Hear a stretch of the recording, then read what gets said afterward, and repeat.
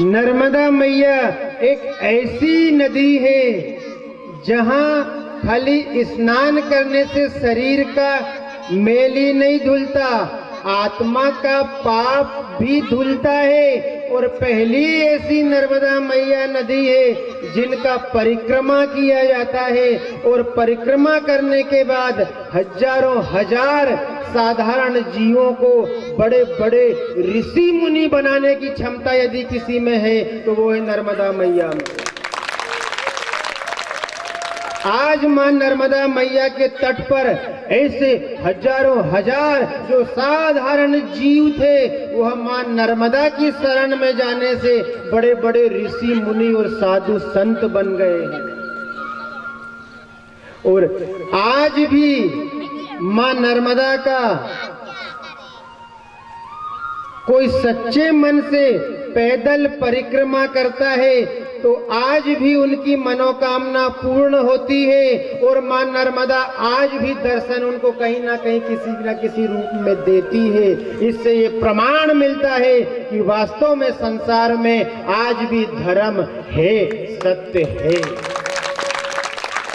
कई ऐसे पहले के बुजुर्ग बताते हैं कि हम नर्मदा मैया की परिक्रमा कर रहे थे, एक बार रास्ता भटक गए, बड़े परेशान हो गए, भोजन नहीं मिल रहा था, रास्ता नहीं मिल रहा था, कोई आदमी हमें जगह बताने के लिए, रास्ता बताने के लिए नहीं मिल रहा था। उस समय कोई कन्या आई, छोटी सी कन्या, उन्होंने कहा बाबा रास्ता भटक गए। उन्होंने कहा एक काम करो, ये वाला रास्ता सीधा है, इससे चले जाना, फलानी जगह से आपको रास्ता मिल जाएगा और आगे बढ़ जाओगे। वो भोजन का थाल भी लेके आए, भोजन भी कराए, जलपान भी कराए और रास्ता भी दिखाए। इससे ये सिद्ध होता मां नर्मदा कलयुग में साक्षात रूप में दर्शन देती। इसलिए जाना, भीलड़ देव दरबार भी दर्शन करने जाना और मां नर्मदा के दर्शन करने भी अवश्य जाना। और सुन लो, और नदियों में स्नान करने से पुण्य मिलता है, पर एक मां नर्मदा है जिसके दर्शन से 1000 गुना फल मिलता है।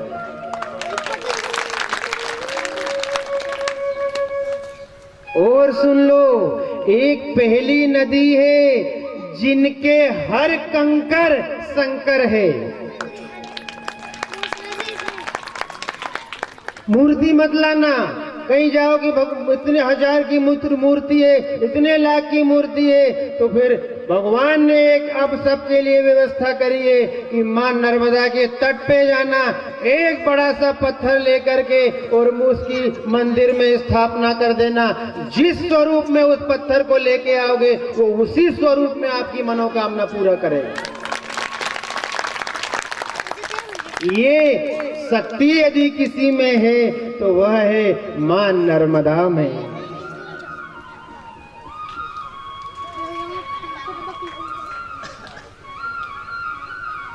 कलयुग की आपको पता है सब नदियां सूख गई है। अब जितनी नदी थी धीरे धीरे करके सब सूख रही है। जितने देवता गांव में थे वो देवता सब धीरे धीरे करके खत्म हो रहे हैं। पर ज्यों-ज्यों कलयुग का प्रभाव बढ़ रहा है त्यों त्यों नर्मदा मैया की लहर और तेजी से बह रही है। ज्यों-ज्यों कलयुग का प्रभाव बढ़ रहा है त्यों त्यों मां नर्मदा हम सब की मनोकामना पूर्ण कर रही है। जिनका भजन में मन नहीं लगे, सत्संग में मन नहीं लगे, सात्विक कार्य में मन नहीं लगे, वो नर्मदा मैया के तट पे जाना, 1 घंटा बैठना और बैठ करके मैया के तट पे बैठ करके राम नाम का जप करना, तो एक बार हम राम घर में बैठ करके कहेंगे तो 1 गुना फल मिलेगा। नर्मदा के तट पर बैठ करके उस हरि नाम को जपेंगे तो शास्त्रों में विधान है 1000 गुना फल मां नर्मदा के तट में बैठकर भजन करने का मिलता है। जिनका मन नहीं लगे वो नर्मदा के तट पे जाना, और वहां जाके भाजी पाव मत खाना, वहां जाके इधर उधर ताका झांकी मत करना। इधर देख रहे उधर करे, बहुत बह रही है, इस बार तो ऐसा हो रहा है, फलाना आदमी भी आया है। नहीं नहीं नहीं, नहीं। केवल माँ को झांको, दर्शन करो, दर्शन करो और माला लेके बैठ जाओ। कल आपको एक विधान बताया था कि आपका यदि कहीं मन ना लगे और बहुत ढलाव की ओर जाए, ढलाव की ओर जाए, नीचे गिरने की तरफ जाए, तो ये चोटी है, ये चोटी को थोड़ी देर तक यूं खींच के रखना। घर में कभी खूब गुस्सा है, आपको पता है हमारा मन सदैव एक सा नहीं रहता, कभी कभी बहुत अच्छा रहता है, अरे साहब बहुत बढ़िया, ये कर लो ये कर लो, और एक आध सप्ताह 15 दिन में आदमी को मिर्गी आती है,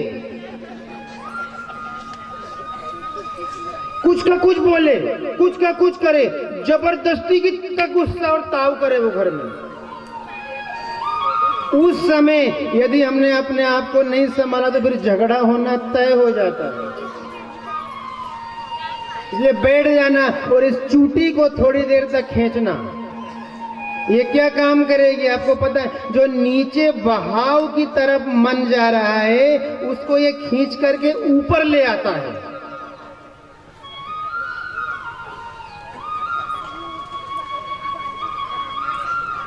यदि हम नीचे जमीन पे बैठे हैं और बैठ के दिखेंगे तो सब हमको हमारे जैसे लोग लगेंगे, थोड़ा सा ऊपर बैठेंगे तो सब हमसे सब छोटे लगेंगे, और हम उसके ऊपर जाकर के छत के ऊपर से देखेंगे तो सब हमें फिर छोटे छोटे जीव लगेंगे, और 4 मंजिला ऊपर खड़े होकर के देखेंगे तो सब बिल्कुल बारीक बारीक जीव लगेंगे हमको।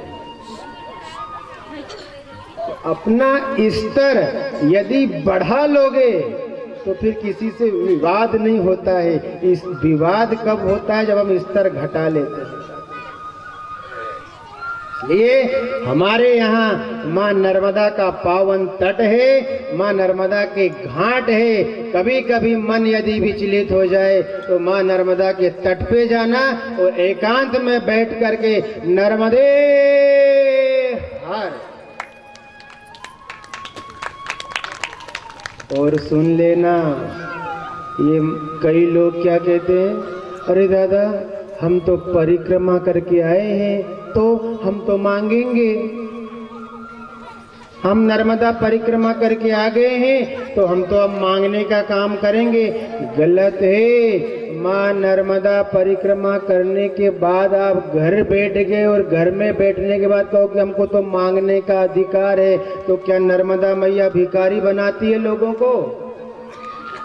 केवल परिक्रमा की अवधि में जितने समय आप परिक्रमा कर रहे हो तो आप उस मांगने के अधिकारी हो, पर घर गृहस्थी में आ गए और फिर कहो कि हम परिक्रमावासी और हम तो मांगेंगे, तो फिर ये रिवाज गलत है। ऐसा रिवाज चलेगा फिर तो धीरे धीरे लोग कहेंगे ये नर्मदा है कि भिखारी बनाने वाली मशीन है। भिखारी पैदा थोड़ी करती है माँ, माँ तो साधु पैदा करती है, माँ तो संत बनाती है।